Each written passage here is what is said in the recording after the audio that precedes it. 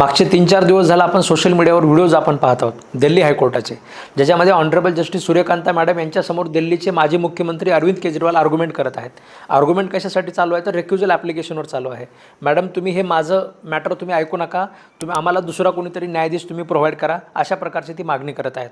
याच्यामध्ये त्यांचं म्हणणं असं आहे की तुमचा मागचा इतिहास पाहता मला असं वाटतं की तुम्ही मला न्याय देऊ शकत नाहीत. तुम्ही मागच्या वर्षी जवळपास 4 वेळेस RSS संलग्न असलेल्या अधिवक्ता परिषदेमध्ये तुम्ही जाऊन आलेले आहात. त्यामुळे तुमची आयडिओलॉजी कुठेतरी त्या संघटनेशी असू शकते आणि मी त्या संघटनेचा आजीवन मी त्या संघटनेचा विरोधक म्हणून राहिलेलो आहे.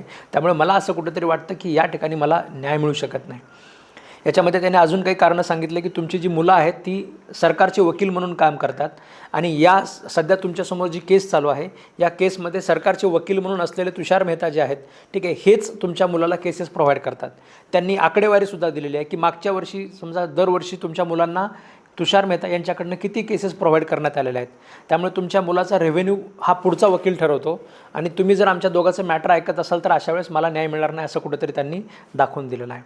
मित्रांनो, तुम्हाला काय वाटतं कमेंट बॉक्समध्ये मला नक्की सांगा की खरंच ऑनरेबल जस्टिस सूर्यकांता मॅडम जे आहेत म्हणजे यांनी हे मॅटर ऐकायला पाहिजे का नाही पाहिजे, त्या खरंच बायस असू शकतात का एखाद्या आरोपीने किंवा अशा एखाद्या पुढच्या पार्टीने प्रत्येक पार्टीने जर अशा पद्धतीने जजेस बदलायची जर मागणी केली तर एक चुकीचा पायंडा पडू शकतो काय?